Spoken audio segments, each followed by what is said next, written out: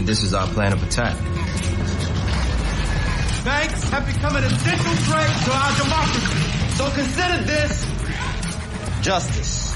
Thank you for listening to Revolution Radio at freedomslips.com, the #1 listener-supported radio station on the internet. Please help support this station so this battle can continue forward.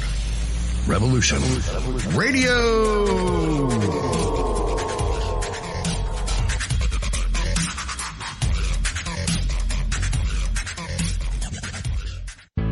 Extendivite really works. Just listen to what some people have to say. Several years ago, I was developing a very severe situation. I called it my flippy heart. It was doing not good things, and I did not want to go to a medical doctor because I just knew they would give me a cover-up pill. I didn't want to get onto that sort of thing at all. When I learned it was garlic and cayenne is a healer. It is a wonderful herb. I said, I think I'm onto something here. I'll tell you, I wouldn't be without it. It did wonderful things for me. Extendivite is only $69.95 for a 2-month supply of either capsules or liquid. Call now. That's 1-877-928-8822 or visit heartdrop.com. Extend your life with Extendovite. The opinions expressed on this radio station, its programs, and its website by the hosts, guests, and call-in listeners or chatters are solely the opinions of the original source who expressed them. They do not necessarily represent the opinions of Revolution Radio and freedomslips.com, its staff, or affiliates.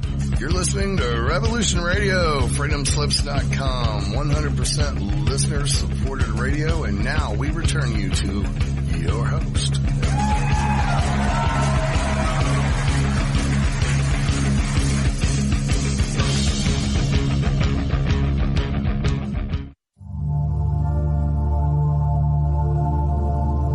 Welcome to Sacred Matrix, a divine paradigm of love and universal consciousness, with your host, Janet Kira Lessin and Dr. Sasha Lessin.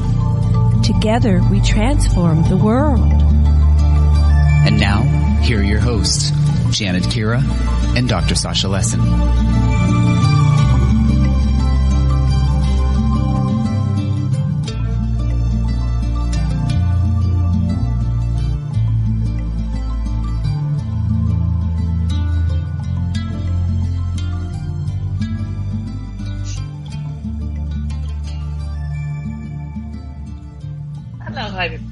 And welcome to the Sacred Matrix.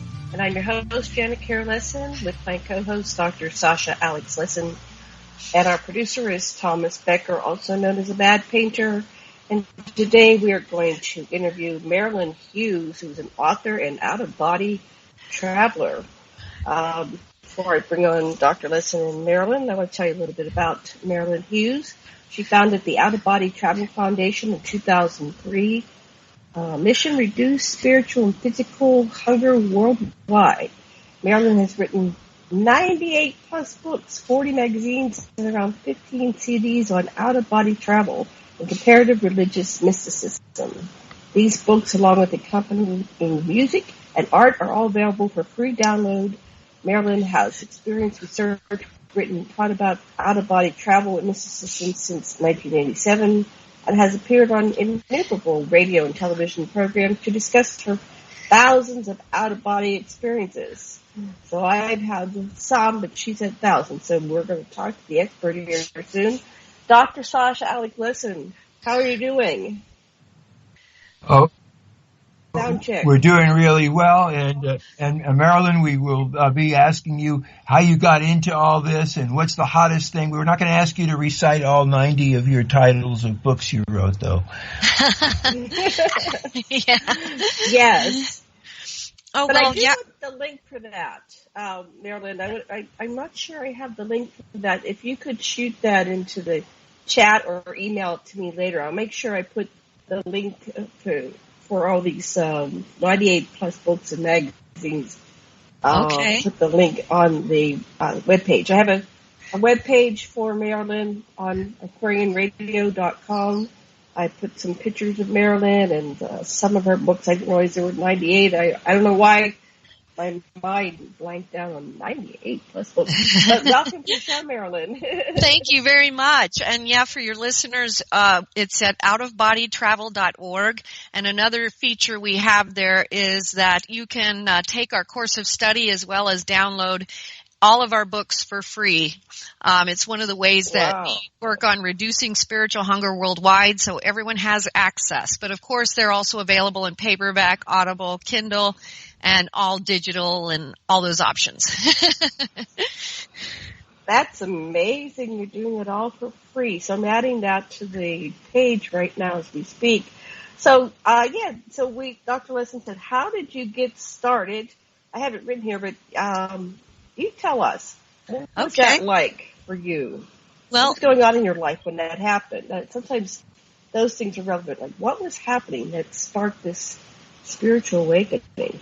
Yeah, well, the first experience I had, I was about 9 years old, and I had a very, very beautiful experience, which is related in a book of mine called The Mysteries of the Redemption, a treatise on out-of-body travel and mysticism, wherein I was taken up a set of marble steps up into the heavens, and I was shown that at some point in my life, this experience would return to me and that I had something I needed to do in this lifetime. And then when I was at the age of 22, I had a spontaneous out-of-body experience that kind of began it all. It was my husband who actually suggested that I start journaling the experiences, and so I did that. And my first books were published in 91 and 92 with Hampton Roads Publishing, and it was one of my publishers who actually suggested around the year 2000, we founded in 2003, but around the year 2000, he suggested that we go ahead and create the Out-of-Body Travel Foundation.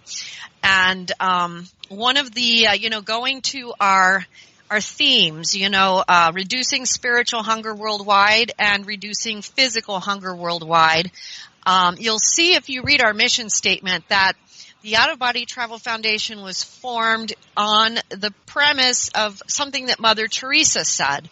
She said that she felt that the spiritual poverty of the West was so much worse than the poverty she had seen everywhere else, the physical poverty.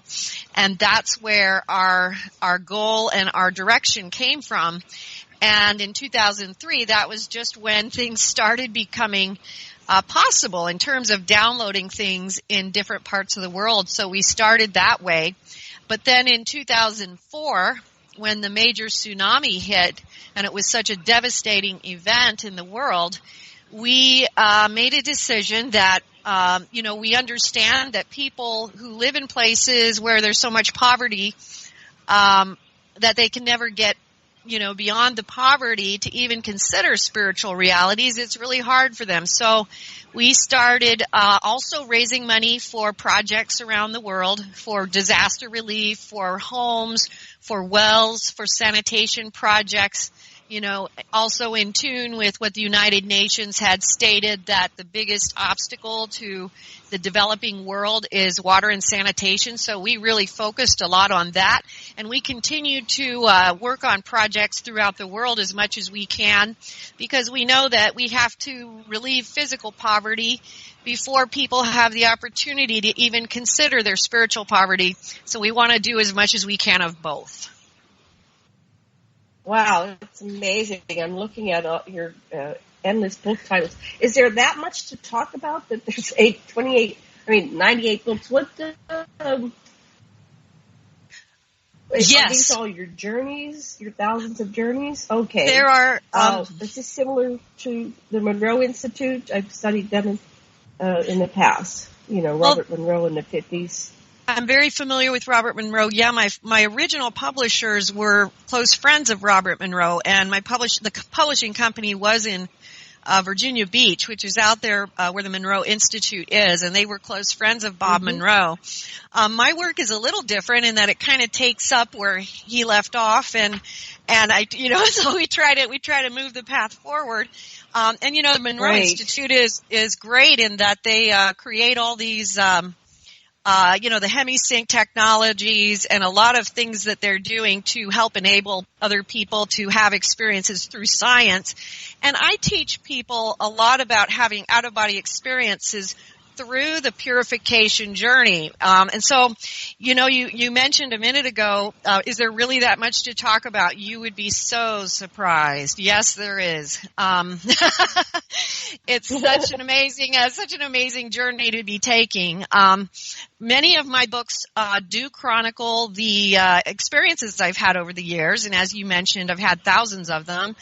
But I also have a whole series of books. I think there's 9 volumes on how to have out-of-body experiences. And each of those books, it starts with Come to Wisdom's Door, which is one that I recommend for people just starting out, and also a book I just mentioned, The Mysteries of the Redemption, a treatise on out-of-body travel and mysticism. And again, you can download them for free at the website. Those are where you would start. But after you finish Come to Wisdom's Door, you're going to go through successive volumes. Each of them takes you deeper into the mystery. One of the things that I learned in this 30-plus years of experiencing out-of-body travel is that the universe that we live in is truly so much greater and grander than we could ever imagine. And so one thing I could say that might help your listeners to imagine this is imagine that when you leave your body, which is exactly what happens, that you are leaving this one-pointed universe that we live in. The physical reality that we live in can be very, very one-pointed. When you leave that, you enter into this truly infinite and multi-dimensional existence, which consists of literally an infinite number of heavens, an infinite number of hells, an infinite number of purgatories, and an infinite number of worlds, planets and universes and galaxies. There is so much to be known. In my experiences, you start out with some of the basic things that you've heard a lot about, having the out-of-body experience where you enter into a vibrational state. You hear that huge, loud, roaring sound. It sounds like a jet engine or like even more than a jet engine. First of all, just to make it clear, the vibrational state is what you're experiencing when your consciousness detaches from your physical vibration and enters into your spiritual vibration, and your spiritual vibration is significantly higher than your physical one. So that's what you're feeling when you feel that vibrational state, and what you're hearing is similarly the same thing. You're hearing the higher vibration of the realm that you are now occupying. So you hear about people rolling out, falling out, or just slipping out of their body, looking at their body from above or from across the room, and these sorts of things. But as you follow this journey, if you allow God to guide this journey for you, you are quickly going to enter into the initiations into the mysteries, the rites of passage, the karmic mysteries of our lives, the energetic alteration mysteries, spiritual warfare, the knowledge of the heavens, hells, and purgatories, the understanding of energetic law and how that applies to us on earth below. And then we are called into service because as we are learning, we also are practicing, and part of this practicing is also part of the way that we give back because, we have a universe of exchange. So we're receiving, and we also then give back as well. So where are you going when we're out of body? Or is it the same discarnates are? Is it a different location? Is it where people see when they do remote viewing for like the government? Is it, explain the differences to us. Where are you going? Okay. Well, first of all, one of the things I'd like to clarify about remote viewing, I am a remote viewer, and remote viewing is significantly different than out-of-body travel. Remote viewing is a psychic process. Out-of-body experience is an actual separation of the physical body from the spiritual, wherein a soul is able to travel into other worlds.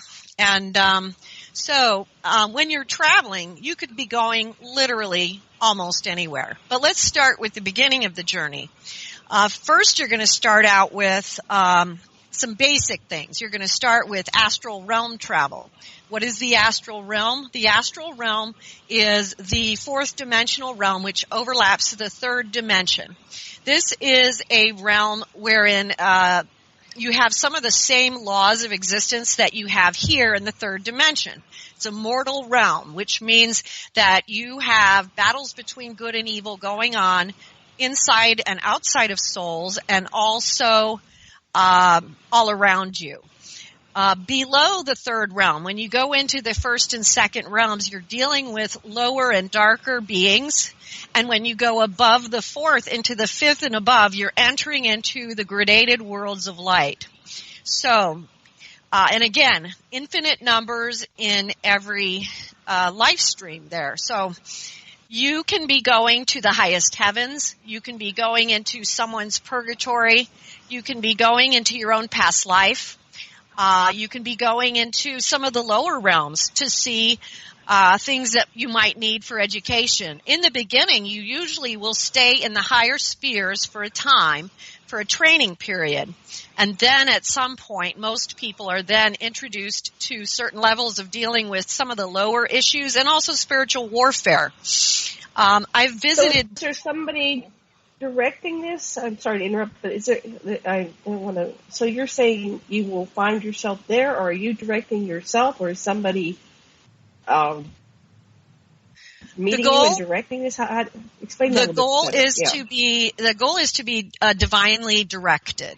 You know, a lot of people want to have total control over these out-of-body experiences, but what I tell them is that you really don't. And the reason why is because you will limit yourself by your own misunderstanding of all that exists. If you allow God to guide your journey, you're going to be seeing things that are so much beyond and further beyond anything you could have ever imagined. You would never have thought to go there.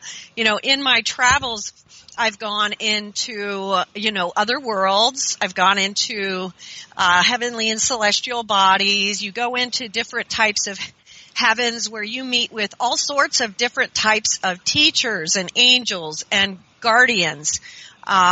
You go through periods of training with different types of masters.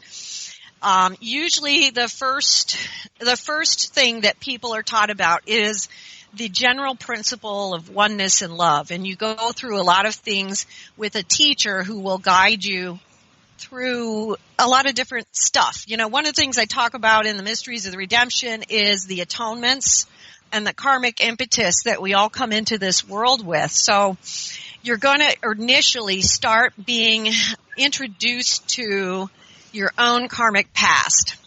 One of the things you'll experience in the out-of-body journey is that there are many tunnels and corridors to different types of places. So you have different types of tunnels that can take you into the rites of passage. You have different ones that take you into past time frames. There are also just the time tunnel itself. You can go forward and backward in time because you will be traveling through timelessness. You can also go into the initiations, into the mysteries. You can go into the higher heavens where some of the masters reign. There's a lot in my books as well about experiences with, prophets, saints, mystics, sages from all around the world and from every religion and tradition guiding me in my journey. It's really an infinite potential. You're starting out with some very basic things, but you're moving into literally the knowledge of the mechanics of life. The reason why we're here. I think that's what many people miss about out-of-body travel is it really is the key to that, Well, let's take this to the personal, because that's fascinating. So let's start with you, and then I want to let Dr. Lessin ask a question after this. Sure. So you started with your first, you went up to the heaven celestial realm, and then you were going to be coming back. So go ahead. What happened after that?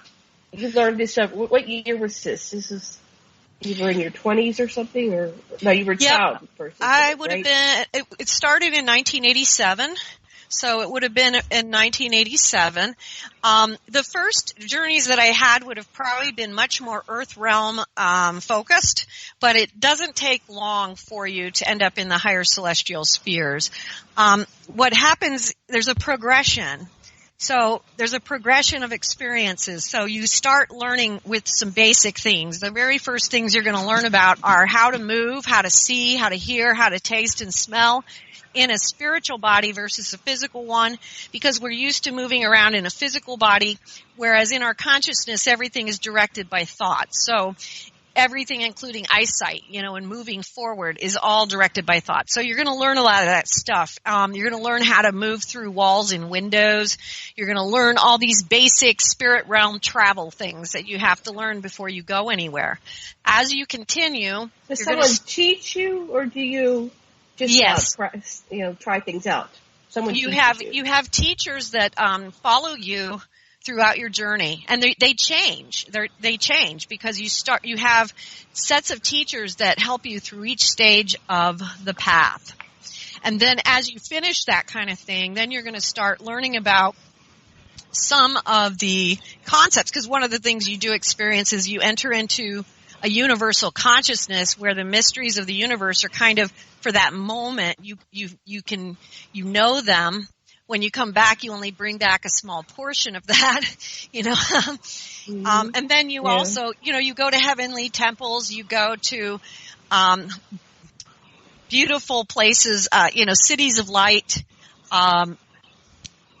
flying even through the galactic heavens. The galactic heavens is one of the most beautiful things, which is, by the way, one of the coolest things that a lot of people don't realize is when you go into the heavenly realms, you're going to notice very quickly that there aren't just human beings there. There are also beings from other worlds, so the God of our universe is the God of our universe. So it's not just us, but there are so many, there's so many things, and rites and rituals, and the path is so, as you can imagine, with 98 books and more or whatever, it's truly an endless journey, because each one of them is taking you into a higher, finer, deeper mystery of the experience. Does that make sense? Wow. It does. It does. Sasha, do you have any questions or comments or feedback? Well, first, that was a lovely explanation. Thank you. Thank you. Thank you really very much. Enjoyed that.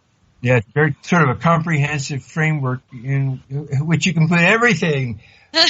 And what I'd like, what I really would like you to do is to think about the most powerful, personally powerful encounter that you've had when you've really let go, and how that transformed you. What was one of your biggies? Well, I've had a lot of biggies, but I'll go with this biggie. I had this really wonderful, it's almost beyond words, almost, it's, how it is when you're talking about stuff like this. Sometimes you're like, talking about it is going to make it smaller than what it really was. But I was given this beautiful opportunity to go into what I was perceiving as the throne room of God, and I was allowed to spend like a night traveling and experiencing how God moves through the heart of mankind. And it was just so mind-blowing, because literally thousands per millisecond there were alterations occurring all over the world, responses to prayers. It was so mind-numbing.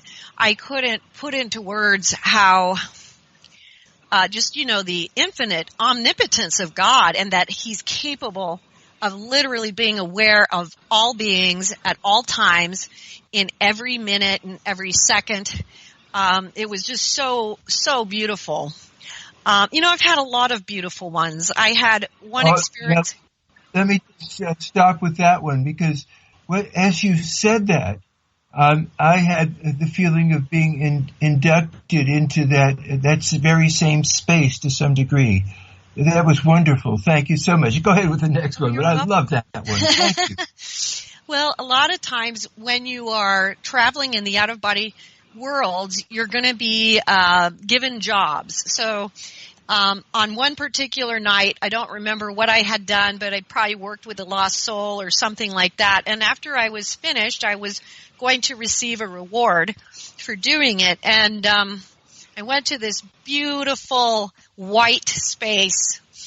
There was a single lantern, and there was this old man. He was white as snow, and his white long beard before him. And I knew that he was a profoundly holy man, and so I knelt before him, and he just very quietly said to me, because of what you've done tonight, you are going to be allowed to go in and touch the casket of the holy Dalai Lamas. And I knew what that meant was it was kind of like this casket contained the energy of the wisdom of all the 14 Dalai Lamas. And I was going to get to touch it and feel that vibration. And so as he let me pass, there was this, it was oval, and it was like gold and silver gilded oval casket. And I walked towards it, and when I put my hand on it, the power that surged through me threw me to the ground. And I felt the holiness of the Dalai Lamas, I guess is what you'd say. But it was so amazing. Lots of experiences like these. Wow. And, being filled with that wisdom and that energy of the wisdom, and even just understanding the very sheer importance of them. It was just such a beautiful, beautiful thing. Wow. Thank you. Oh yeah. So when you started out, you didn't go right to that. Did they gradually build you up? Would you get blown away going from beginning events to something like that, or do they just how do they work this? Well, it is a progression, so you're definitely right there. It's a progression where you're starting out, and you'll see that through the books that I have that are based on the experiences, and I have several series on that. One is the Mysteries of the Redemption series that I already mentioned, and there's the Mystical Captive series and the Solitary series, which follows this progression of the soul as we move towards higher and higher, liquid ethers, I guess you could say. But we start out, if you're going from the beginning, primarily you start in karma. So you're going to be looking at and remembering past lifetimes. And as you remember these past lifetimes, you're going to start seeing patterns in your behavior, in your configurations, what you're doing. And you're going to then begin to see the way that you've handled it over many thousands of lifetimes. And, part of the challenge then is that you have to start being receptive to guidance and also being creative yourself because, well, if it didn't work all those times, then I got to do something different, And what makes us so stubborn? We keep doing the same mistakes over and over. That's what I can't get. It's like, why don't we get it out, the first time? We are like that. What makes us so stubborn? Yeah, what is that? Are we stupid? Are humans stupid? Part of it really is it goes to an improper understanding of what is eternal love. And so a lot of what a lot of the things that we make mistakes with are related to misunderstandings of that very important concept. We're searching for love in a karmic way rather than an eternal way. We're searching for power in a karmic way rather than eternal way. It can manifest in so many different ways. A lot of people get tripped up with relationship issues. It's very common. But then you also have souls who may have power configurations, where they go from life to life and they're misusing and abusing power. And what they have to relearn is, well, what is true power? And how do I actually stop seeking the wrong kind of power and start seeking the power of God? Because until I do that, I'm going to keep screwing up, so we all, it's not as much that, go ahead, I'm sorry. Oh, it just seems like the initial trauma. The initial trauma is the feeling of separation from God. That's the basis of the whole thing. To some extent, yes. To some extent, yes. But what we have to realize, but we have to realize that we get. Sorry, I lost my train of thought with the. To some extent, yes. We have to realize. Oh, yes. That we are never separated from God unless we choose it. And unfortunately, most of us who are incarnate here, we're here for similar reasons. That's why we're all in the same realm, because we have chosen some level of separation from God. And so part of the journey then here is finding our way back to God, finding what it is that distracts us, what it is that we seek after and waste time on, rather than the all-holy and almighty God. And so we all get lost in that in various ways. Another thing that happens during that period is you're also going through what I call atonements, where you'll start meeting people that you have unresolved issues with. And you'll try to have those issues resolved in the mystical spheres. So misunderstandings, these are lesser issues. These are like smaller stains on the soul. But as you go through this process, I call it the path of purification because it really is a path of purification in that you're going to go through everything that you've ever done here and in previous times, because you have to bring all of those elements back together and come forward into a whole new understanding. And part of what happens then is as you're bringing these elements forward, the things that you're learning about your own soul, the things that you're learning about your own delusions, the things that have held you back, you're then going to enter into the mysteries, the initiations into the mysteries and the rites of passage. And these are going to be energetic lessons that start teaching you about eternal law.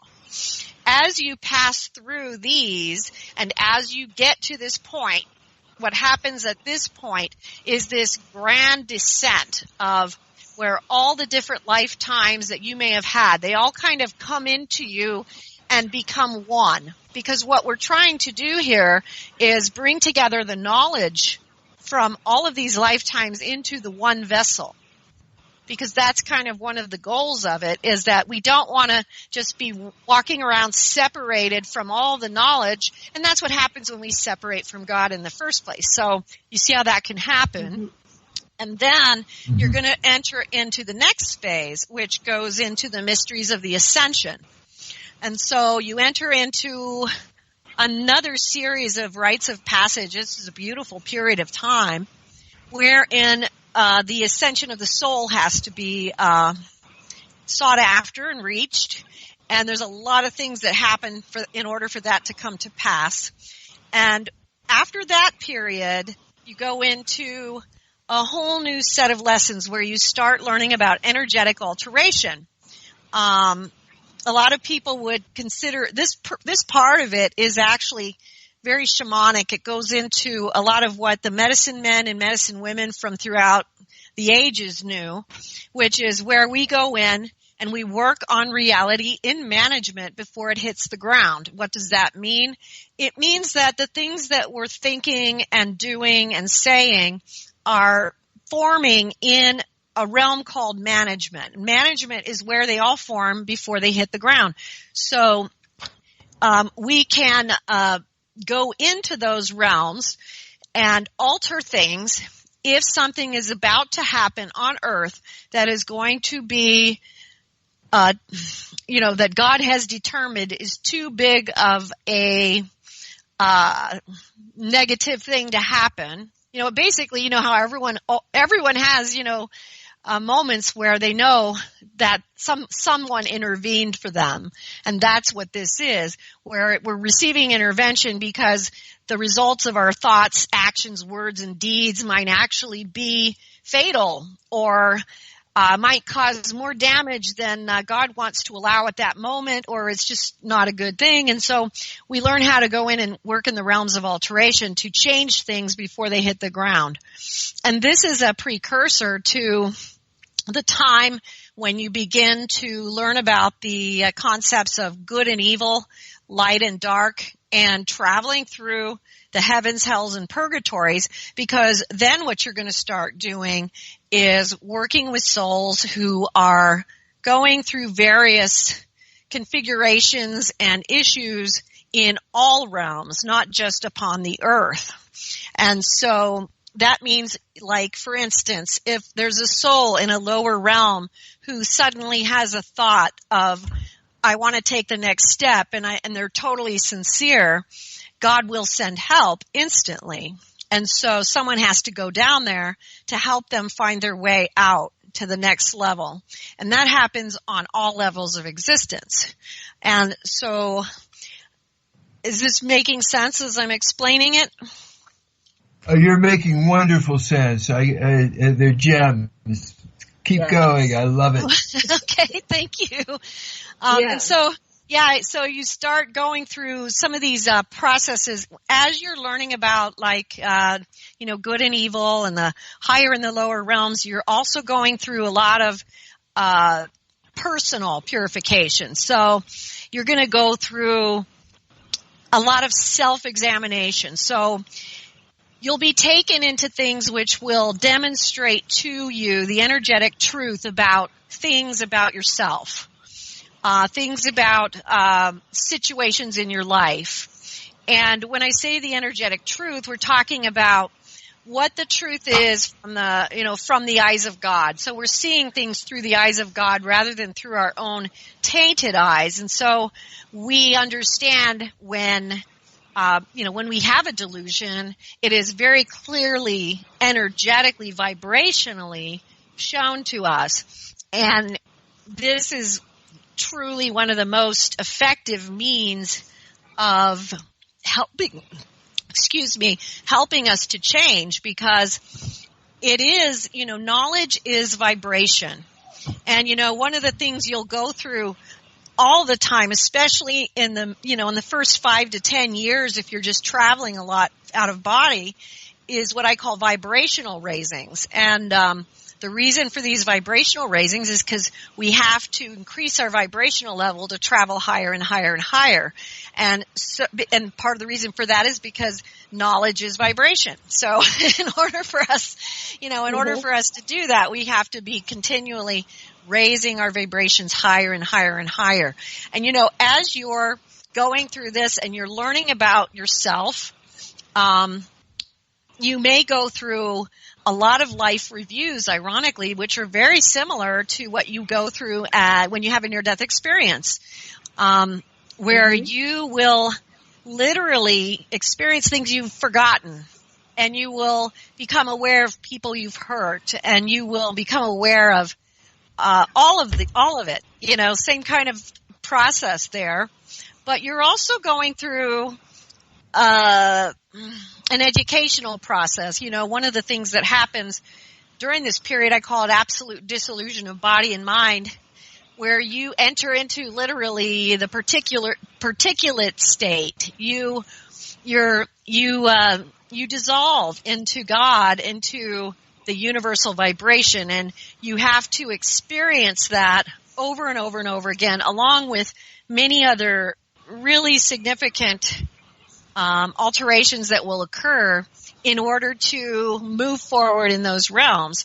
And this is a big part of the process that souls are going through in order to shed from their spirit the darkness that still remains, because these things that are dark cause weight on the soul.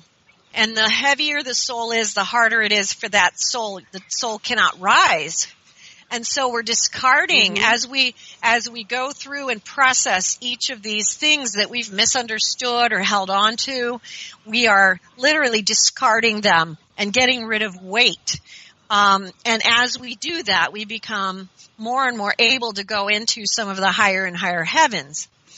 And as that occurs, then you're moving into another sphere of existence, which is very galactic. And this is where you're going into the heavenly spheres that, in essence, they look a lot like what you see with the Hubble telescope images, except that the colors are so very bright. You have a lot of purples and blues and white and light, and it's impossible to put into words how wonderful it feels when you're flying through the galactic heavens. But there are many worlds in the galactic heavens. Ironically, many people talk about the masters, and the masters reside there. They have a temple that floats in the galactic heavens, and it's a beautiful place. But let me tell you a little bit about it, just because a lot of people might be surprised.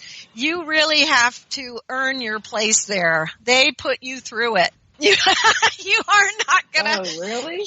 Oh my goodness, yes. And so you learn very quickly that everything is earned, and they put you through tests, a lot of tests, and a lot of these tests have to do with love and kindness, with forgiveness, and things like this that we all have to demonstrate as coming from.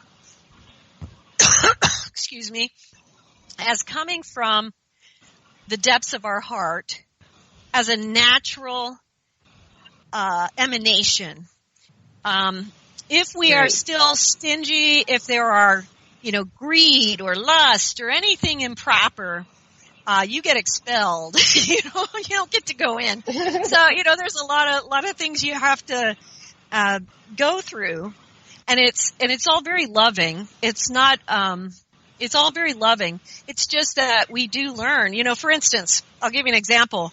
When we go back to vibrational knowledge, if you try to go to a realm that is higher than your compatibility, it will feel like you're literally being crushed. And the reason for that is because the vibration's too high for you.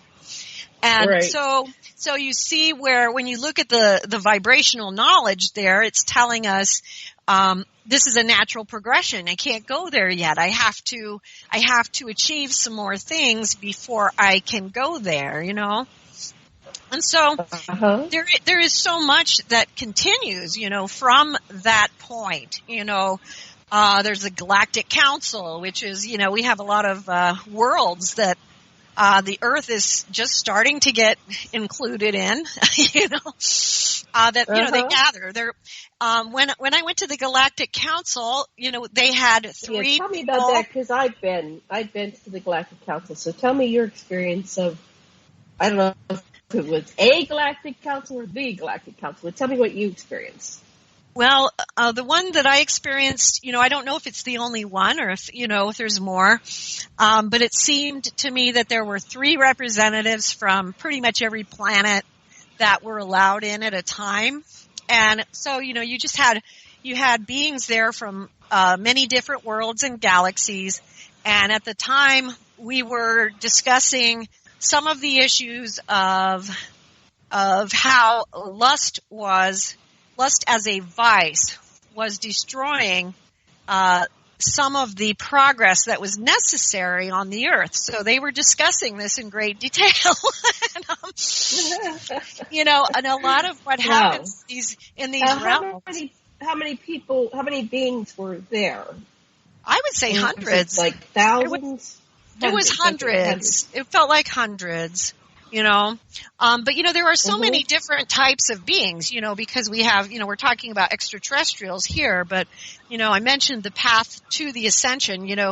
I remember this one beautiful experience I had, because part of the rites of ascension include that you have to overcome death. And that doesn't mean you're never going to die in this world, but you're overcoming death as it applies to you as a mortal being. You're becoming an eternal being. And there's so much that goes into that. It has to do with... Well, explain that. Break that down for us, because that's very important. Yes, it is. It's, as a karmic mortal being, we literally are like a separate particulate, that's kind of thrown out into the ether. And as we become eternal, it's like we're gathering to ourselves all that separation and all the light that has been dispersed. We're bringing it back together into one place. What happens when you're completely not awake in the earth and you cross over is that you really do experience a death. Because, you're still alive, but you're experiencing a death because that personality is dying.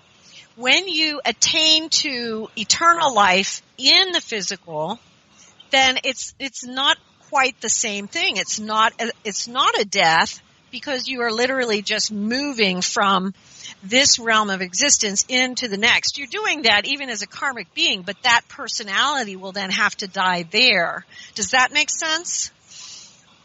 It's a hard thing to understand. I'm missing something. Sash, do you understand what she's saying? Yeah, it makes total sense to me. What I see, what I was struck by, if I could just jump back a little bit, sure. Is you're talking about after death, that one of the things that souls do is they look at how other souls are dealing with the purgatories in their existence and assist. And that's exactly in psychotherapy the way we see a transcendence as being able to incorporate in the self things that you were opposed to or seeing in polarities, in dichotomous terms. And so that every time you get to, I'm a personality, I ride around in this body, but when I realize, the body and the mind are the same thing, then I've transcended the separation of body and mind.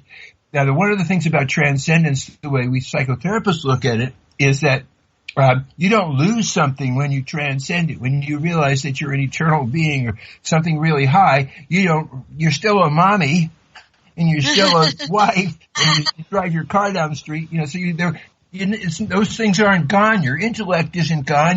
It's just that it's assumed in something way bigger, and it's extension of the sense of self that lets you get bigger and bigger and bigger until you realize you're part of all of it, and that's how it is. But you don't lose the lower parts, from my perspective. Yes, and that's really well stated in terms of how it actually applies in the spiritual as well, because you do transcend, and you're not losing anything. You're actually gaining so much more. When we're down on earth, because we all live within the program, as one would say, we deal with the elements of good and evil, but there are realms that are that transcend good and evil. There are places you can go where where good and evil have been nullified, so to speak, and part of that is because I remember this one beautiful experience I had that I often think about because it's one of my favorites as well. When I was taken to this beautiful, moonlit oasis on some other planet, and everything was so blue and purple, and there were thousands of meditators. I guess I could call them Buddhas, because maybe they were, I don't know, but they were all just thousands of meditators just sitting there completely in a harmonious vibration with God, and I was invited to do the same. And in that space, we don't have that separation, those elements. We have that unity. And what happens with the eternal and the karmic path when you're on the ground is that you're going to transcend. Part of what happens here is you have this personality, and it's a singular one. But as you are going through these rites of passage, you are bringing through these other personalities that you've had in different lifetimes. You are bringing through these other elements of yourself that exist on the other side, other worlds. So you have parts of yourself, your higher self, your angelic selves.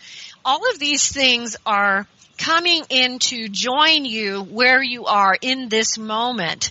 And that it's like this grand celebration in the heavens when this occurs, because you are bringing together all the elements. And that's why when that person dies, they're no longer really dying, because they're just waking up in the other realm, and everything there is, they're just waking up. But I had, like, for instance, through that period, one of the things that I think is really interesting, people know about the angel of death and how he appears as like the Grim Reaper, and he kind of does. He has, the black robe, and he has the skeleton face and the skeleton hands. And during this period when I was going through the ascension rites, I had this one awesome experience where two angels of death came to me, and they were trying to tell me that, it was time and they were going to take me. And I said, no, death. I said, death no longer has a hold of me. When I do leave this realm, I will be leaving with the angel of the ascension. And they were immediately obliterated. And the angel of ascension appeared. And the angel of the ascension is a being that's completely made of light. And he wears a white robe, and I'm just saying he because I don't know, but a white robe that's, so that it's like the angel of death, but it's completely white, and rather than a skeleton, you have just light coming out from where the face would be, just light coming out from where the hands would be. And the angel of the ascension then took me into the higher spheres there for that. Wow. Well, we're coming up on our break in about 5 minutes, but let me just stick with that. That's fascinating. I've seen the Grim Reaper, but I don't know if that was an extraterrestrial or really the Grim Reaper. So we'll have to talk more about that. But I thought it was an extraterrestrial. I don't think I was at the age. I was very young, so I don't think I was going to die. And I did kind of battle and said, "No, you can't take me. I'm not going now." I thought he was trying to suck my soul out of my... It's like that, from the Harry Potter, the beings that try to suck your soul out, right? So I've had that kind of... And I'm not sure what was going on. I don't have the wisdom that you have and the knowledge to compare it. What do you think was going on? Well, it's hard to know. It's hard to know in terms of that, but, one of the things that I think is really important for people to know is that there are many orders of beings, There are angels that I call the golden angels who are literally transcendent, translucent beings, and they're completely just emanating in this shimmering gold, but yet they're almost invisible. They're some of the most beautiful beings, so we have... some people try to find a way to put them all in one bank. They're either extraterrestrials or they're demons or this, but they're all those things and more. So, there are some extraterrestrials who could be mistaken for the Grim Reaper for sure. But there definitely is the angel of death, who does serve a function as well. So, there's many orders of beings. And it's really fascinating to, learn about the many ways that heaven actually works from above to serve those of us down below. It's just very vast, so much vaster than I think people realize. There's so many orders of beings. It sounds like it. Wow. And then how are all souls the same age? And are they all created at once? I remember with the Dr. Michael Newton Institute, and they regress people or progress people to their lives between lives, and they have like 40,000 progressions. And so, are you familiar with that work? And what they were saying is that, we cycle in and out of, I guess, source, and which I don't know if you're experiencing that too. But are souls the same age, or are they different ages? Well, the souls that I see are many different ages, but what I have seen, because in the last 10 years or so, a lot of my work is focused on working with souls through their afterlife journeys. Most people will stay at the age of their death for a little period of time, but eventually they will start going down in age if they were older. And most souls eventually rest at about the age of 30. But you're going to see people manifesting at different points of age anyway, just because, like, for instance, if someone is, like, if your grandma wants to come visit you, she's going to more than likely appear in a way that you'll recognize. So she'll show up in an age bracket that you'll remember. If you're going to see someone who needs to see you as a child, they're going to see you that way. And then you have all of these other orders of beings. You know, there are many of these ageless, you know, extremely holy, reverent beings who are very, very, very old. And they, you know, will appear that way. They don't have to. There are other beings who are very, very, very old, but they appear young. But you know, there's just, it's all over the charts, you know. So it really can be many ways that they will appear. But you know, as souls, as we cross over, it's generally you rest somewhere around the age of 30. So like if you're a child, you're going to grow up in heaven, and then you're going to stop somewhere around the age of 30. But you still have the ability to manifest at a different age time if that's necessary for something you're going to do. Fascinating. So we're coming up on the break in about 30 seconds here. Once again, name your website so people can check it out over the break. Sure. And you've got 98 titles. Yes, go ahead. It's at outofbodytravel.org. Outofbodytravel.org, okay, the Out of Body Travel Foundation. Okay, we'll be back in 5 minutes. See you in 5.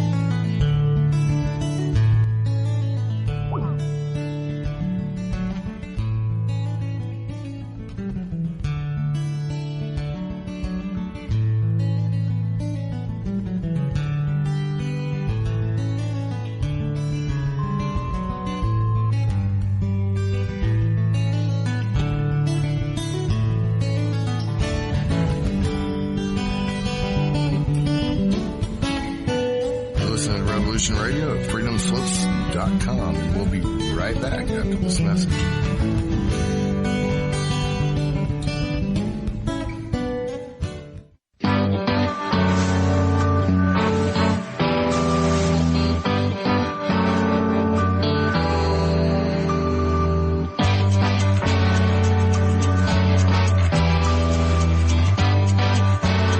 Narco-syndicalist commune.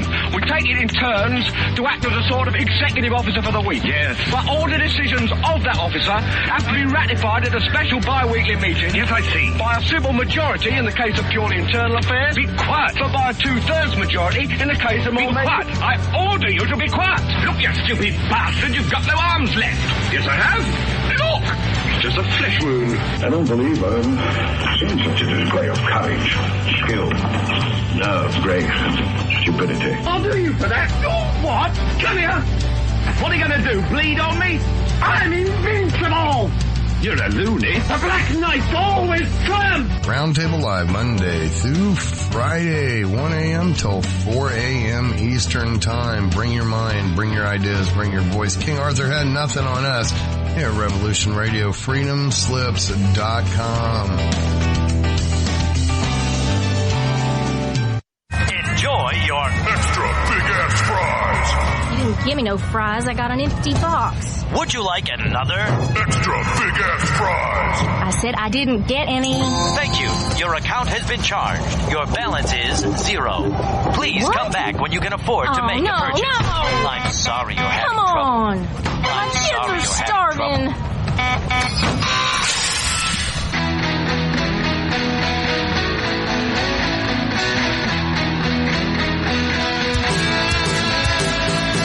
Thank you for tuning in to Revolution Radio.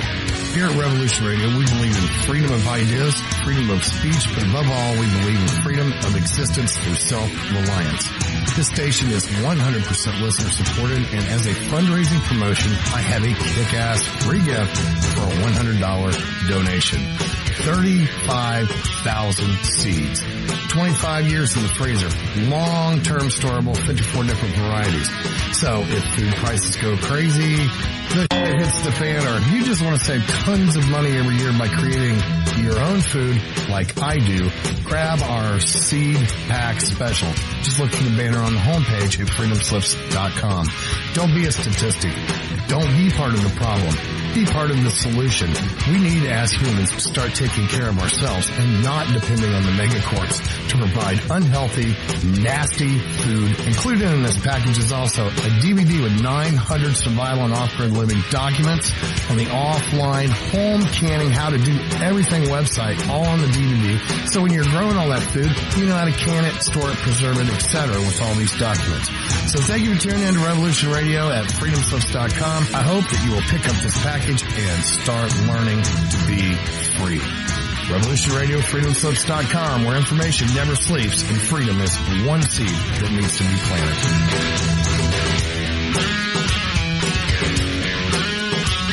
What we do in life, it goes in eternity.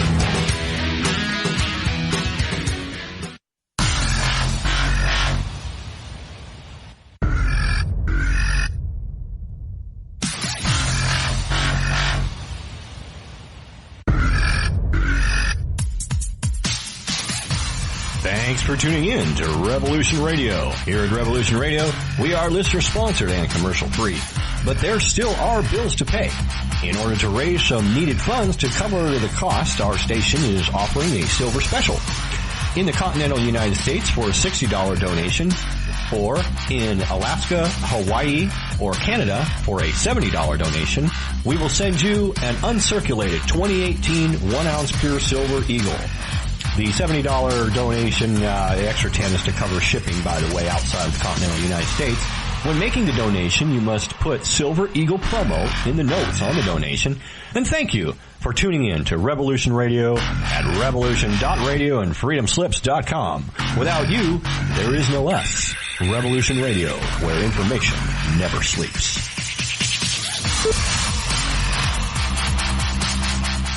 It happens more often than we can imagine. In my case, I was sitting at home, and out of nowhere, I just started feeling uncomfortable. Then it got worse, and I started perspiring. I tried to ignore it, but I waited too long. The chest pain came as we were driving to the hospital emergency. I felt my life clock begin to tick. I barely survived. There was lots of damage done to my heart. What do I do now? I was lucky. I took a leap of faith and tried a 7-herb formula with hawthorn, garlic, cayenne, and more called Extendivite. Herbs have been used for thousands of years to keep us healthy. If you're not using Extendivite as a preventative supplement, maybe it's time to start. To order, call 1-877-928-8822 or visit heartdrop.com. Extend your life with Extendivite.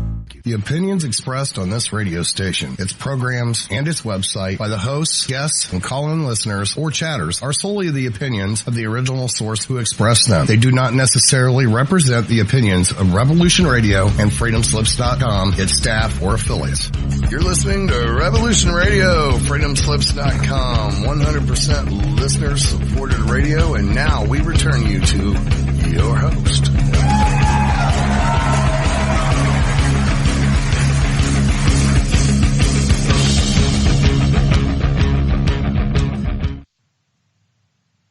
Aloha and welcome back to the Sacred Matrix on Revolution Radio, and I'm Janet Carol Lessin with my co-host Dr. Sasha Alex Lessin, and our producer is Thomas Becker, and our guest is Marilynn Hughes. And Marilynn, you have 2 N's, I think, right? And we are talking 2 N's. about out-of-body travel. So I'm going to do a little commercial, and then we'll come back to you. Hold on one second. So before we get back to our show, I'd like to remind everybody to please go over and make a donation on revolution.radio, because we really rely on your donations to bring wonderful people like Marilynn to you on all these 90-plus shows on Revolution Radio. Mad Painter, how are we doing with our fundraising this month? Not real great. We still need $1,000, and we got a week to go, so please, people, donate. Please donate.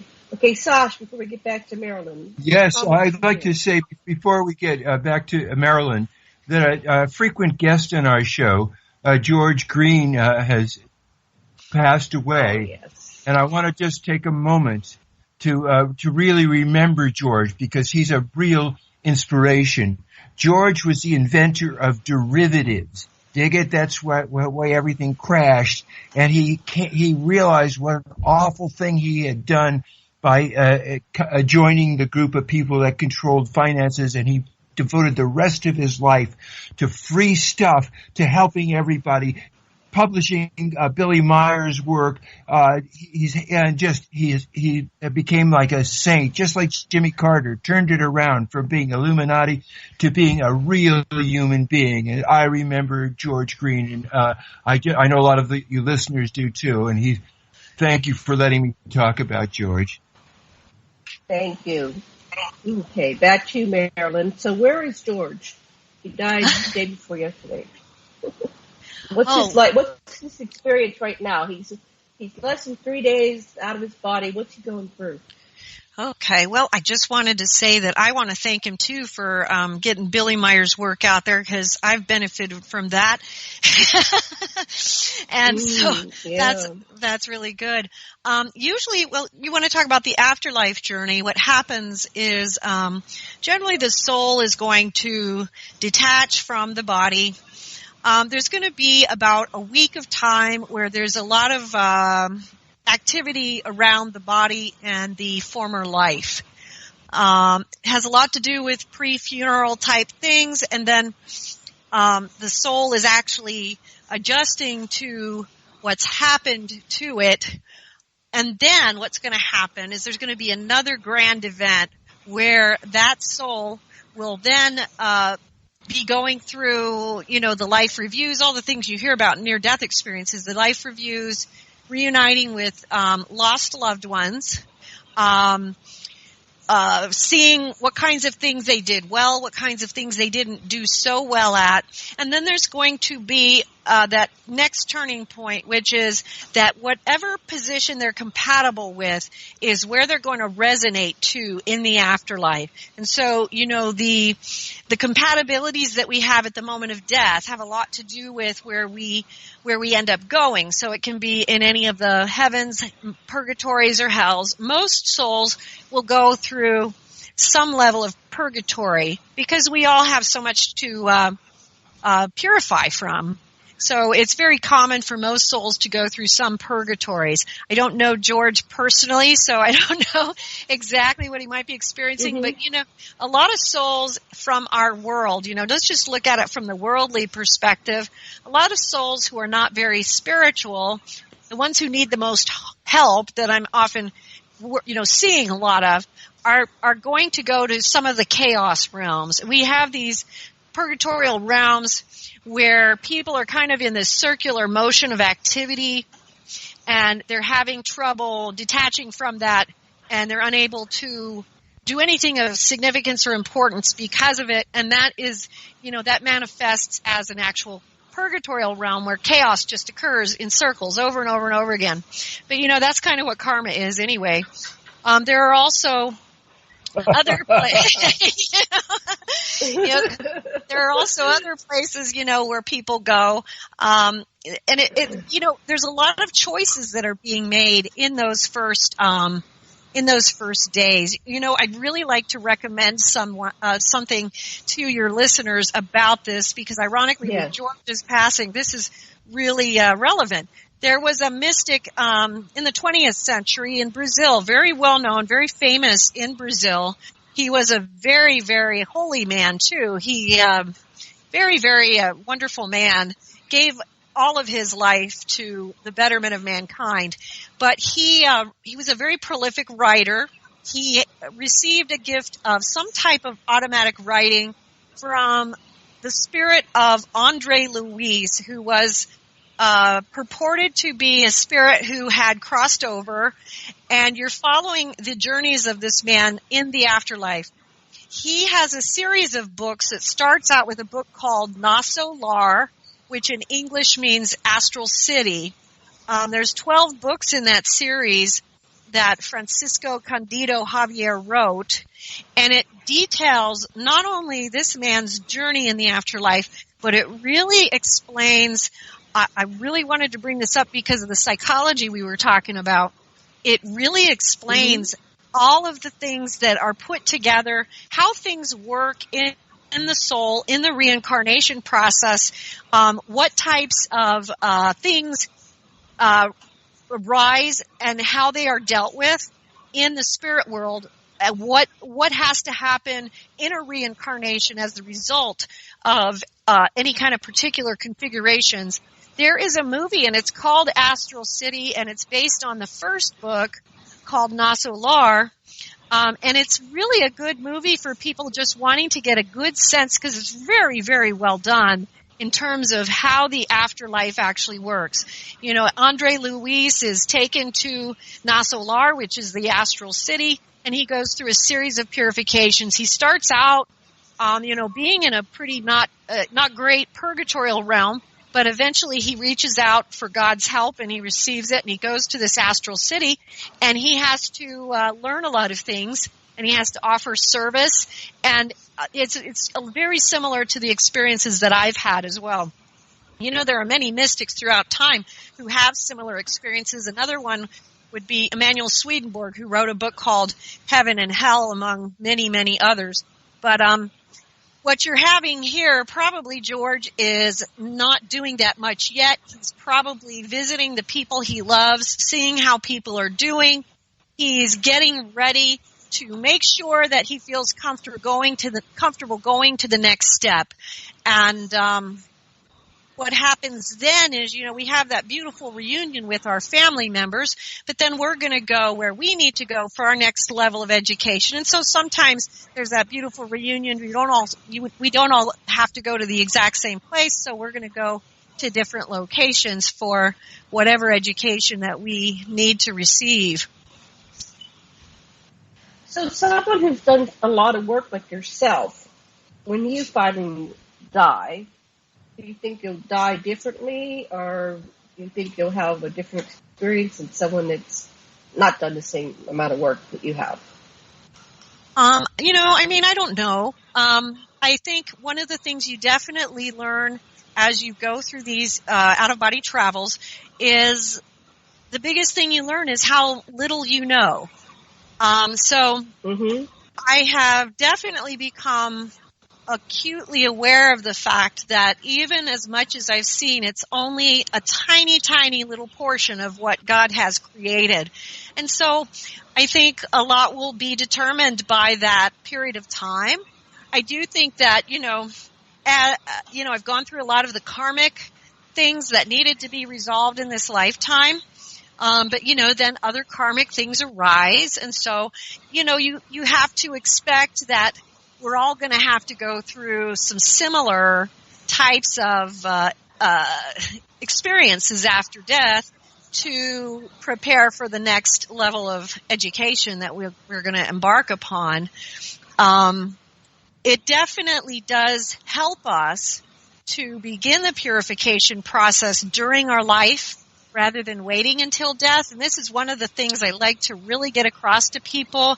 That's kind of like part of the point of what we're trying to do, is we're trying to bring these unconscious realities into consciousness in the world, because by doing so, we are changing the potential and the higher ability of the human being. We're making so much more possible for consciousness in this realm. So we want to bring those things to the conscious mind. So we don't really, I don't know, what time I'm going to die or how it's going to go. I don't want to presume on God, because, I've got a lot of things still that obviously I need to work on. I'm gonna be relying a lot on that mercy of God, which is so vast and wonderful. Just like I think a lot of us do, I'm gonna be right crying out. What's really go ahead. You ask a question. Framework is that it depends upon a sequential temporality. And it seems to me that it's quite possible that all the other lives may simultaneously exist or exist in the future or the past, or that past, future, and temporality itself is merely an intellectual device that we use to deal with data. Anyway, so that's an alternative way of looking at things. What do you think of that? I think that's true. When you enter into the spiritual and mystical realms, you often go into what I call timelessness. And so, a lot of this exists outside of time, and there is a timeline that is all occurring, all at the same time. So there is, that matrix element. A lot of people say, well, is it like the Matrix? I never actually saw the movie The Matrix, but I think the concept of the Matrix, I think it is similar to the concept of the Matrix. There are many parallel worlds and realities that are all overlapping and working and happening at the same time upon one each other. They all move and build and change things within each of these other worlds, and we don't know about it because we are so one-pointed in our focus here. What happens when you start moving into the out-of-body travel realms is you become so much more aware of all the impetus and the input that comes from all around us in the mystical spheres and in these other worlds that are all, orbiting with our world. So, thank you. Yes, are we trapped in this sphere of influence? Like, there's a story that this is a prison planet and that we have to come back here, or are we free to incarnate in other worlds? Well, a lot of people will incarnate in other purgatories, ironically, there are purgatorial realms that are not physical. So there are, the earth is considered a purgatorial realm, but there are other kinds of purgatorial worlds. So, we have a certain amount of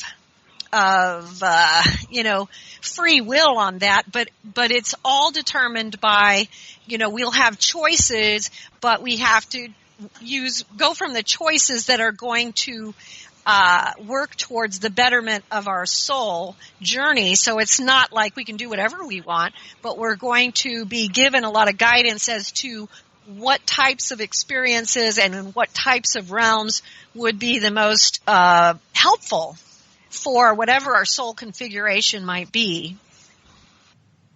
So explain what a purgatorial world is. What do you mean by that? A purgatorial realm is basically a place of purification.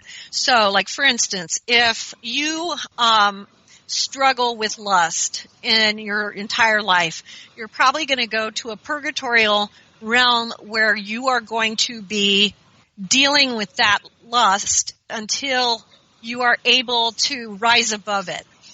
Same with any vice, whether it's greed, whether it's power. Sometimes it's simple things like chaos, because one of the big things that we see, I see this a lot with souls who cross over. In today's modern world, we have this mentality that is very conducive to just going into this chaos world.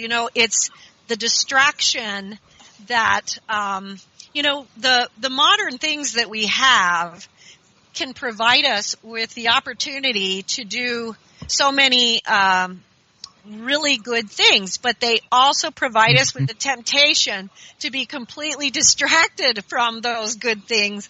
So, for instance, like, people can go to outofbodytravel.org and download these books and learn about this sort of thing, or you could just be scrolling through one of your social media networks kind of mindlessly, and that's a little bit like chaos. There's also realms that deal with issues like sloth, or people who need to work on developing impetus forward in their soul. I think we have gotten a little lackadaisical in our world about impetus. We're kind of too content where we are, and we don't realize, we are in a temporary realm. There's a reason why it's mortal. There's a reason why none of us get out of here alive. It's because we're supposed to achieve something while we're here for the short time we're here. And the biggest deterrent from doing that is the simple idea that this is a permanent place. It's kind of a mass delusion that we have, and we forget, oh, wait, no, we're here for a very short time. That in and of itself should tell me that there's a reason why I'm here, and I want to try to figure that out while I'm here, because I don't want to have to keep doing it over and over again. And, so many of us keep doing so many things over and over again, Right. So what are the it's cool to think that Go ahead, Tosh. Oh, I just think if you greet each day with, today's a good day to live and today's a good day to die, you'll be okay. Well, there is some of that as well, and but there really is some work that we are here to accomplish in this realm that has to do on a personal level, the purification of the soul. One of the things I like to share with people is, I've had many of these mystical experiences. Over the years, I was told to retrieve the ancient sacred texts, and that's, the ancient writings from all world religions throughout the world, throughout time, major, minor, all of that. And one of the things I have been shown many times is these ancient sacred texts building a staircase from earth to heaven. The reason why that's so important, what are ancient sacred texts? These are the writings of souls, right? As they're sharing the secret of their liberation, of their ascension, of their transcendence, right before they leave this world, never to return unless they come on a charitable mission, And so, you look at this staircase of the ancient sacred texts. We are taking with each of these beautiful saints, prophets, mystics, seers, masters, they are giving us their experience of God. And when you put all of that together, you're really getting to know who God is so much better, because there's like well over 5,000 ancient sacred texts, probably a whole lot more, but I have a whole bunch of them. And you're literally reading these out-of-body experiences and the journey and the secrets of these souls, these great souls, as they're ready to leave this earth. And so they carry within them secrets that help us. It's like picking up little pieces of gold on the ground to help us understand what we need to achieve while we're here in order to literally graduate from this type of realm. And so, just imagine that, because it's beautiful. Just imagine those ancient sacred texts creating a staircase from earth to heaven, because they really do. And many people don't know about these. They haven't heard of them. And also for your listeners, go to outofbodytravel.org. You'll see that I've written quite a few books on world religion that provide you. A lot of my readers say, I don't have time to study the ancient sacred texts like you do, so I'm really glad that you put it all together for me. We have quite a few books on these subjects. We've got Forgotten Mystics, comparative religious mystical theology. Forgotten Mystics is just a lot of mystics that people have never heard of, but who left behind great works. And comparative religious mystical theology goes through each of the religions and provides this conversational teaching from one of the great masters of each of these traditions on out-of-body travel and mysticism. There's a whole bunch of other ones too.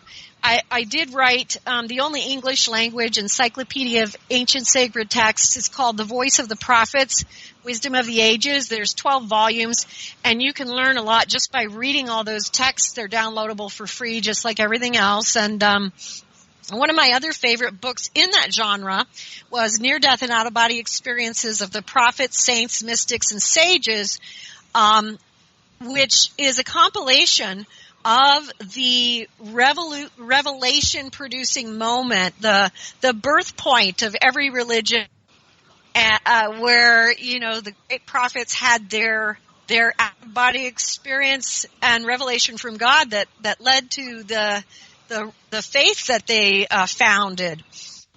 And people forget that these moments were out-of-body experiences. They're all throughout our ancient sacred text. I would like to add, Paul Radin and others in my discipline have found that so-called primitive people, as they didn't have cars and stuff, it came upon the same hierarchy of consciousness, the same chain of consciousness, using their own symbols and ways of reaching this: meditation, psychoactive substances.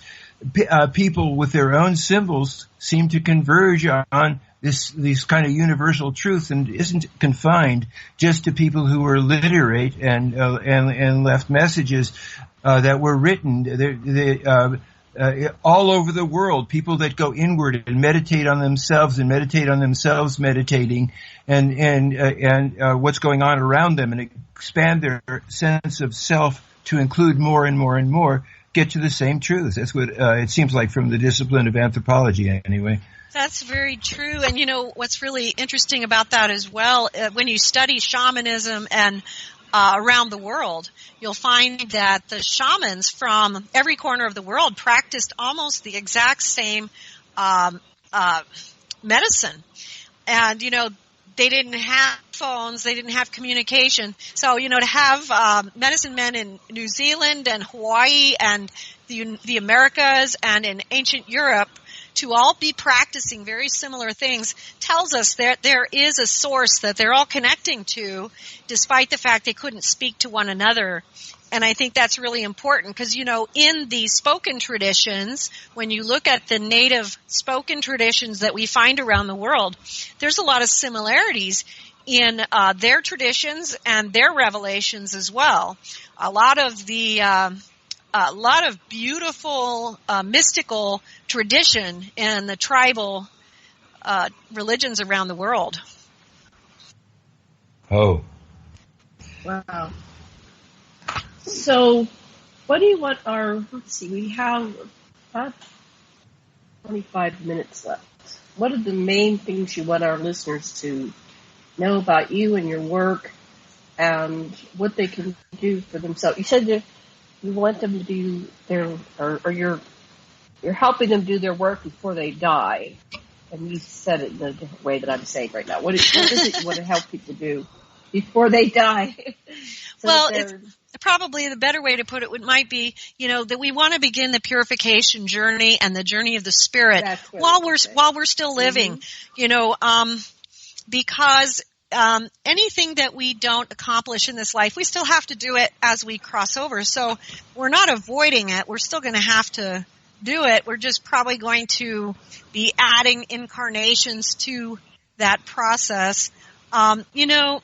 In the Mysteries of the Redemption, it starts to outline this process, which begins with purification, moves into discrimination, and then into discipline. And what you'll find is that in the monastic traditions of the world, whether it's Catholic or Buddhist, there are these three ages of the spiritual life. In Buddhism, it's purification, discrimination, and discipline. In Catholicism, it's got different names. Ironically, I've been talking a lot about Buddhism today, but I'm actually a Catholic. But I absolutely, obviously love Buddhism and the other religions and all of the mystics as well. What we want to do is begin the job. We all put a lot of effort into our work in this world. We go to school, we go to college, but people often are hesitant to actually begin the study of the soul. And they're not willing oftentimes to put the amount of effort and time into the study of your own soul as they will for a lot of other things that might not be quite as important.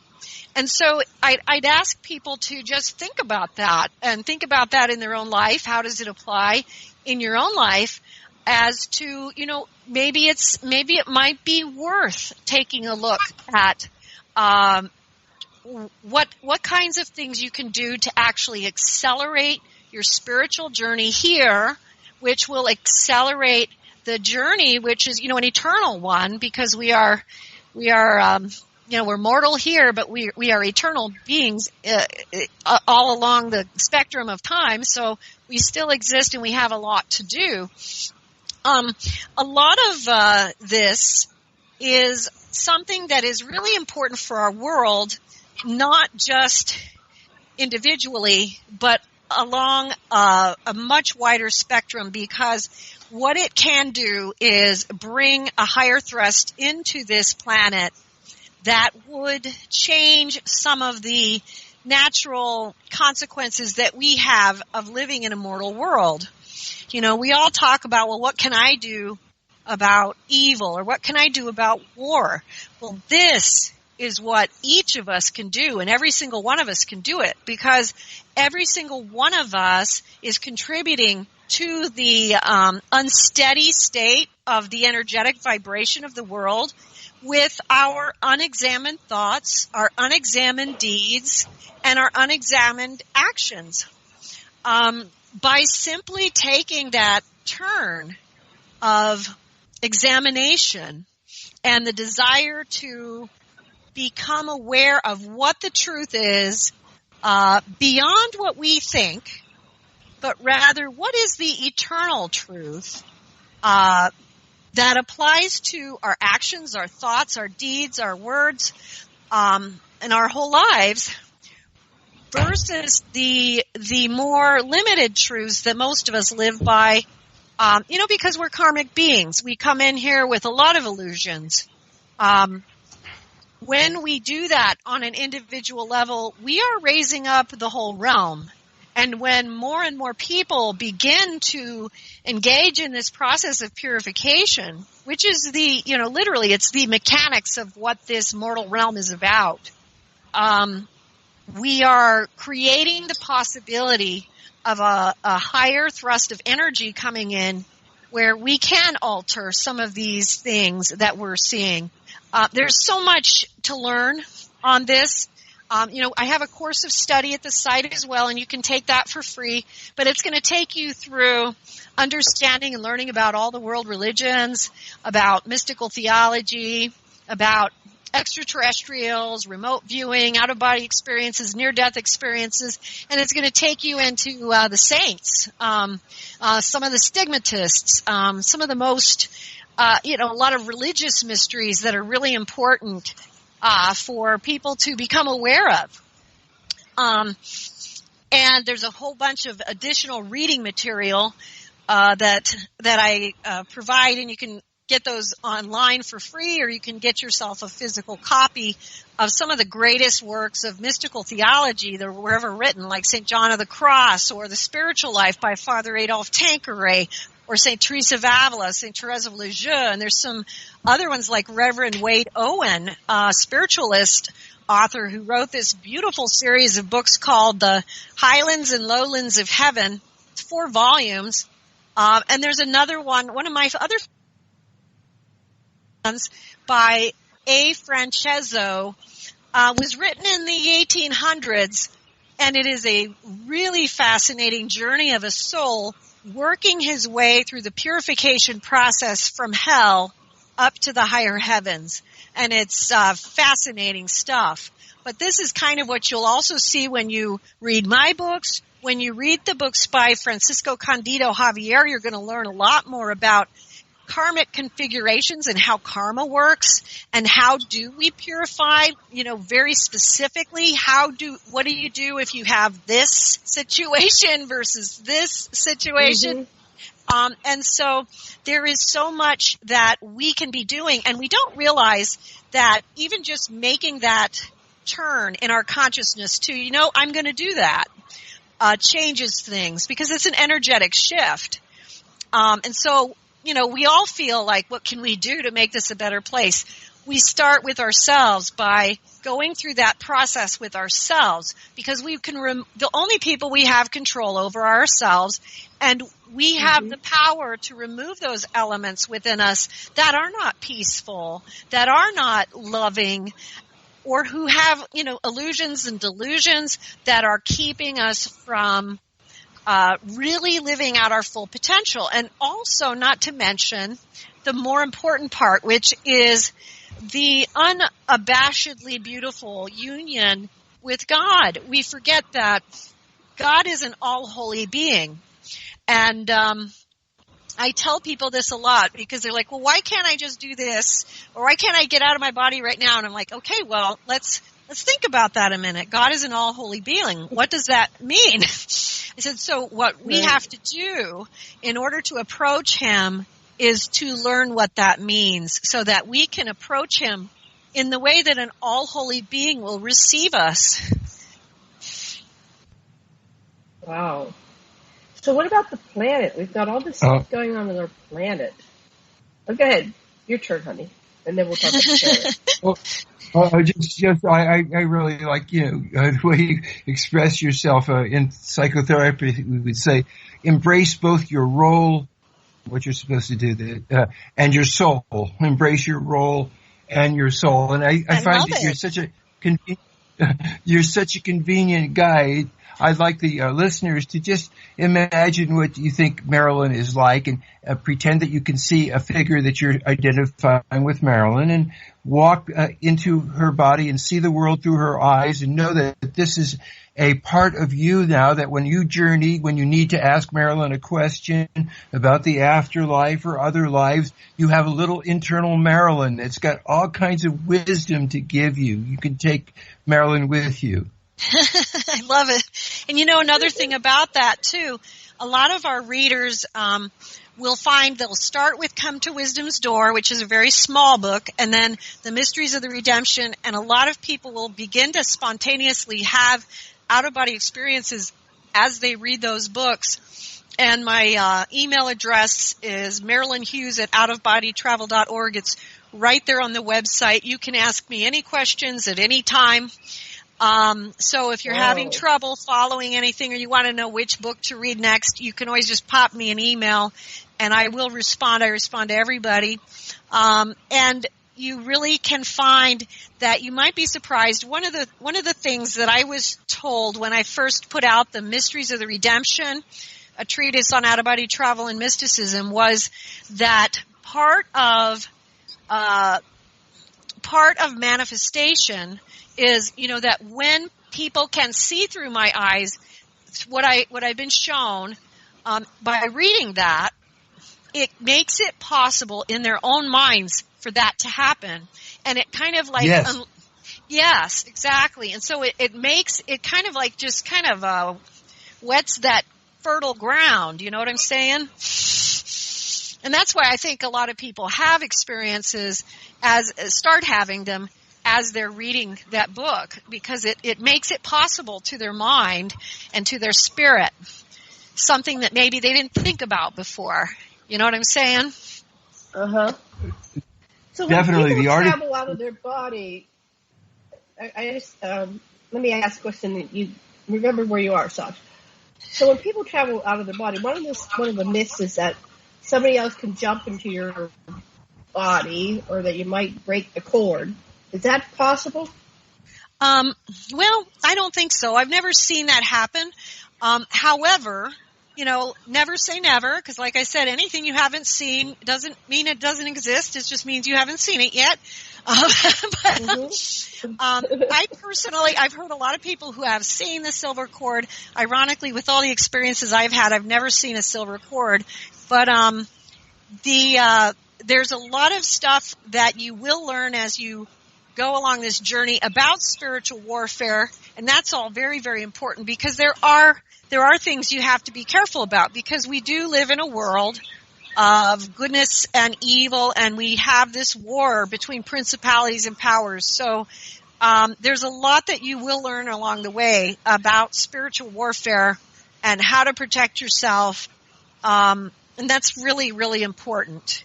So tell us about spiritual warfare. I read a book by Thoth, and he wrote it, thousands of years ago, whatever. He said, beware of the hounds of the... He said that when you go out to interdimensionally traveling through space, there's these hounds, and you have to cross... It doesn't make sense, but... The hounds of hell, right? The hounds of hell. The hounds of hell that are out there when you're out of body, and you might encounter them. How do you escape them, and how you can get safely back in your body? And he didn't really say what happens if they catch you. That was like, whoa. Do you remember who wrote that book? Because I remember the Hounds of Hell. I don't remember who the author was. It's called Toast. Let me look it up while we're talking. Well, that's okay. I'll tell you That's this all right. other one. That's very interesting. I can get it real quick here. It's very true that that's a very true statement. As people begin to spiritually open up, they are going to experience the demonic. That's part of the reason you want to follow the path appropriately according to the guidance and direction of God rather than trying to push your own agenda on it, because God and His angels will guide and protect you and teach you so that you are equipped to deal with these things. But spiritual warfare is a part of all of this because, ironically, most of us do have attachments that are demonic or dark because of our sins, our vices, whatever, fetters, attachments, cravings, whatever you want to call them. But we do have dark attachments, and of course, the demonic will fight to keep a hold. So it's good to get rid of them, but yeah, you will need to learn the spiritual warfare. There's some books at my site about spiritual warfare in particular, and there's a lot that's recommended and in the course material, in the course of study about spiritual warfare and exorcism and all of those kinds of things. Very important things to study and learn in this process. It's called the Emerald Tablets of Thoth, Atlantean, by M. Dorial. It's not a very thick book, but it's just full of, you have to read it over and over to really rock what it's saying. It's an amazing book. I have those. So I recommend those are very, very good. And in fact, one of the things I'd recommend at our site as well, we have a complete compilation I put together of the ancient sacred texts written by Thoth and Hermes, who are, purported to be the same guy. And it has all of the texts in one book. A lot of people like that because usually you have to buy a bunch of different books to get them. This one has all of it in there, and you can study all of his works in one fell swoop, which is really helpful. Yeah, he says he's the thrice-born Hermes, and he put his body in stasis in the halls of Amenti, and he set its consciousness down into the human form to be born by woman to experience what it was like being human because he's one of the gods. Mm-hmm. So that was the backstory behind that. Yes. You'll find that there are many savior stories throughout many of the world religions, and the Hermes and Thoth one is one of them. And of course, Isis and Osiris has the whole, resurrection story and the 40 body parts, the 40 days. There's a lot of these correlations you'll find throughout the ancient sacred texts in religions throughout the world. Lots of things that are similar to some of the mythologies and legends, and also, the resurrection story of Christ. There's some of that in some of this in ancient Egyptian material. So who is like Christ and Buddha and these beings that are supposed to be from higher realms that come down to the earth and walk among us and help us evolve and become conscious? What's your understanding of the enlightened beings? Well, we have, what I call the prophets, saints, mystics, and sages and ascetics. And, so like the ascetics, they are generally ones who, the kinds who went and lived in caves, but they often had very profound mystical lives because of their solitary life. You have the sages who were oftentimes wandering wise men or women. And then, the prophets, saints, all of those. The prophets would be like the Old Testament prophets, but you have like the Buddha, the Krishna, Baha'u'llah. These are all prophets. One of the things I was shown in the mystical realms was the station of Christ is higher than those, and that's because he had the title of Messiah, so he had a different station. So there is what I call the royal family of God, which is the prophets, saints, mystics, and sages from all throughout the world, from throughout time. And Christ heads it, but they're all working together in unity. And, it doesn't just contain people that you might know. It contains people, because there's been a lot of people who were very evolved that maybe we never heard about, Sometimes one of the things I hear a lot from readers when they start having their out-of-body experiences and they're approached by a guru or a master in the mystical state or a holy person, and they want to know, it's very common, they want to know who is this because they think it might correlate with someone historically.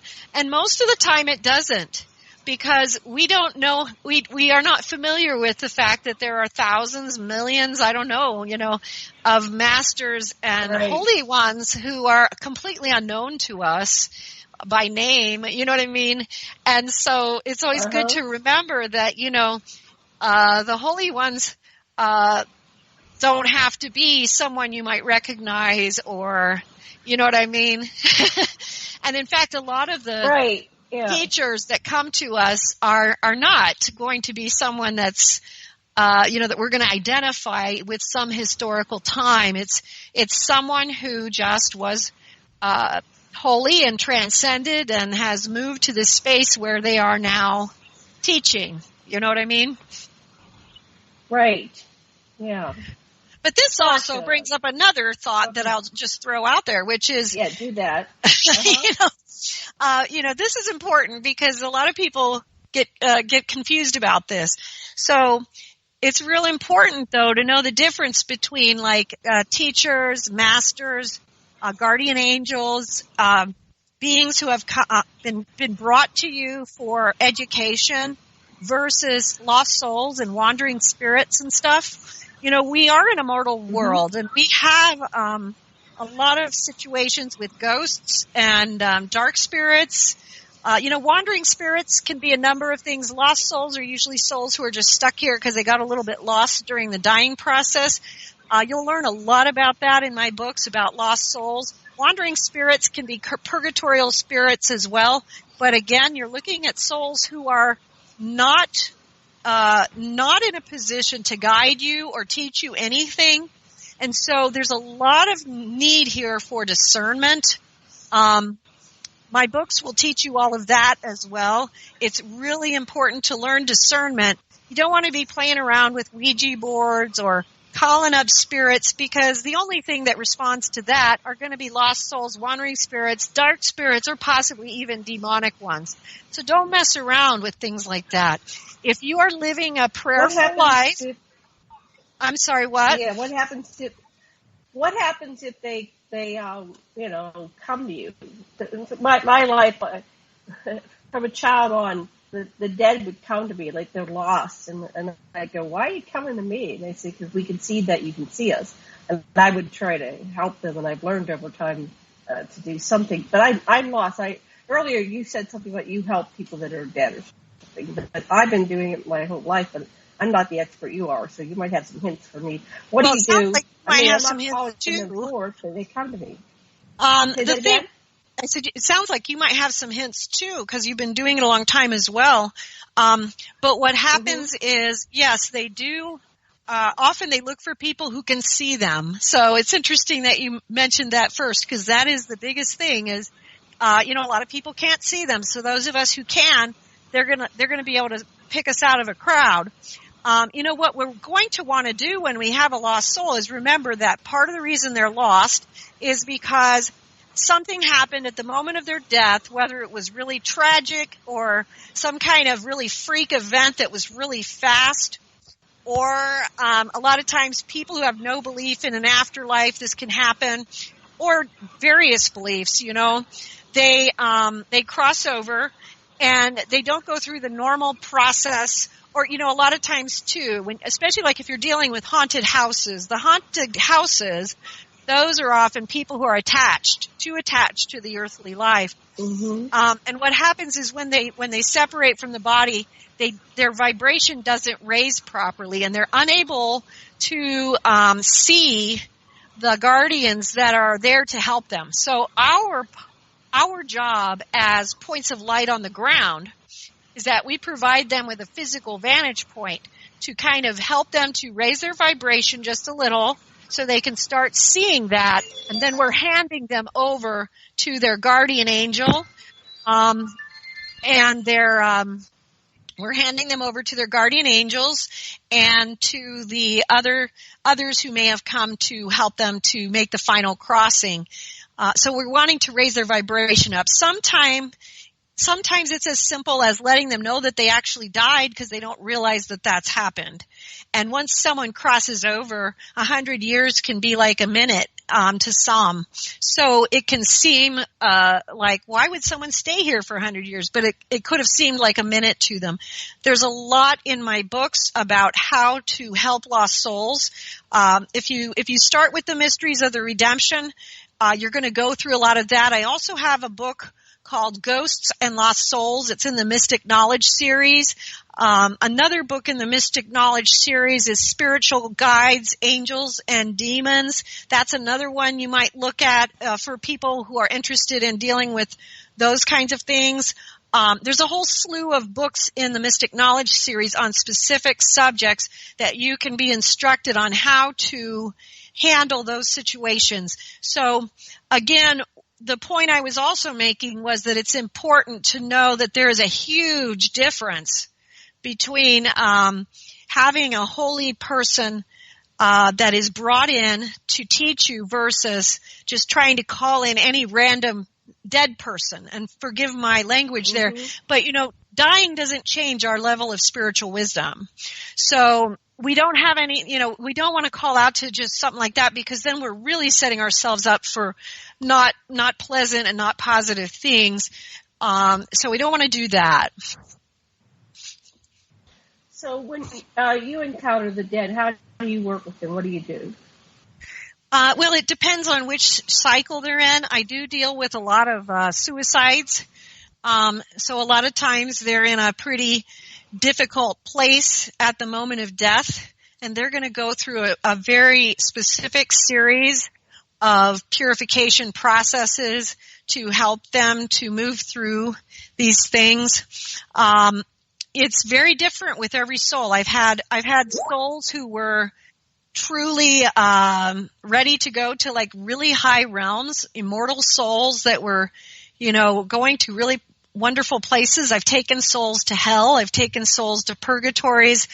And then I work with souls when they're trying to go to a higher hell realm or a higher purgatorial realm, or when a soul is purifying and trying to get ready to enter into a heavenly sphere after working through the purgatorial spheres. So it's very varied. You're going to read a lot about that work in my books, because so it's a big. Some of them want to go to a hell realm. The way it goes, and you'll see this, for your listeners who are interested, you can look at the writings of Emanuel Swedenborg as well. I'm a big fan of his, and he wrote this book called Heaven and Hell, and he explains it very well. We go where we're compatible. And, after death, some of these people will go through like a test. And the test will determine whether they enter into a lower hell realm, whether they might be able to just go directly to reincarnation, or whether they will be going to a mid-level type purification place to work through some of these things. So there's so many different variations. There's a particular hell realm called Muddy Flats, which is for vanity and greed. We forget how big a deal vanity is. I have to say, we forget what a big deal vanity. I'm continually blown away by this in terms of what I see, because that scares me. It scares me a lot. You're so vain. Yeah, we are so vain, yes. And it applies to so many aspects of our life, and then, there are, so we have a variety of places. I've been to a place called it's a Consumers of Children hell. It's terrible. It's a place where pedophiles and child murderers, child molesters often end up. It's a horrific place where the souls of the perpetrators are kind of contorted into almost like a very large, it's like a flat top square bug, but it's big. It's like I'd say 4 feet across, and they have these 4 spindly legs, but it's this metal creature, and they have to scrunch close to the ground in the mud. It's so icky there. Part of it is, there's a lot of. It sounds almost funny. They have this. Oh my God! It's pretty intense. Yeah, there's a lot of intense things that you'll see, and one of the things that I talk about a lot in the Mysteries of Redemption, as well as the different kinds of demons that we can all get. We can all get accustomed to being around us. Demons of rage, the demons of lust, the demons of vanity. There are so many that we can, and so they're all different. The way they manifest is different. But, there are some common manifestations of darkness that many of us as human beings carry around with us regularly. And then, then there's the deeper levels of evil or darkness that you might assume are serious things, but you'd be surprised how much just the common man, just each individual of us, has around us just because of these thoughts that we have of these vices that we're not even conscious of. We're not aware of them because, the nature of our thoughts draws to us either good or evil. The nature of our thoughts, if our thoughts are evil, we are giving permission. If we have a greedy thought, we're giving permission for a demon of greed to hover nearby. If we have a thought of charity, then we are giving permission for an angel of virtue to hover nearby. So you can see how we all have these alliances that are formed from so many different kinds of thoughts because we all have a hodgepodge. Oh my goodness, we're out of time. Oh, thank you, Marilynn. We'll have to have you back sometime. Thank you. Thank you, Imaginator. Thank you, Sasha. Say goodbye, everybody. Aloha. Okay. Mahalo. Aloha. Mahalo.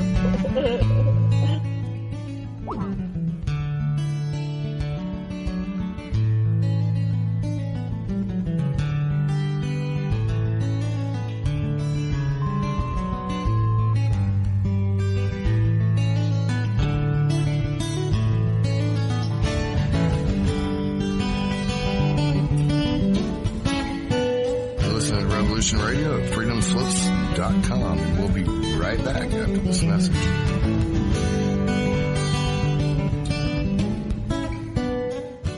Ladies and gentlemen, can I please have your attention? I've just been handed an urgent news story, and I need all of you to stop what you're doing and listen. On the go? Still want to listen? Don't have one of those fancy phones with too many buttons? Don't know what an app is? Or you don't even care? Well, we got you here at Revolution Radio. Now you can dial in 24/7 to listen to our shows. We have a number for Studio A and Studio B, and best of all, it's free. Don't forget, your carrier charges for your cell phone provider may apply, though, so check with your cell provider to make sure. So ready? Here you go. Get a pen. Here's the number. Studio A is 712-432-6958, and Studio B is 716-748-0112. Thank you very much for listening to Revolution Radio, freedomslips.com, the #1 listener-supported radio station in the world. Hey everyone, it's Barbara Jean Lindsay, the Cosmic Oracle.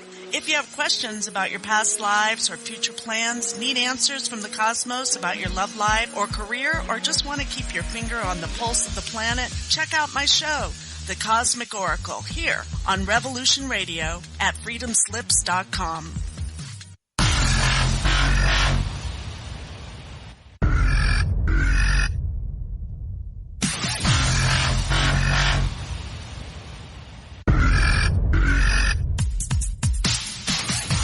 Thanks for tuning in to Revolution Radio. Here at Revolution Radio, we are listener-sponsored and commercial-free. But there still are bills to pay. In order to raise some needed funds to cover the cost, our station is offering a silver special. In the continental United States for a $60 donation, or in Alaska, Hawaii, or Canada for a $70 donation, we will send you an uncirculated 2018 1-ounce pure silver Eagle. The $70 donation, the extra 10 is to cover shipping, by the way, outside of the continental United States. When making the donation, you must put Silver Eagle promo in the notes on the donation. And thank you for tuning in to Revolution Radio at revolution.radio and freedomslips.com. Without you, there is no us. Revolution Radio, where information never sleeps.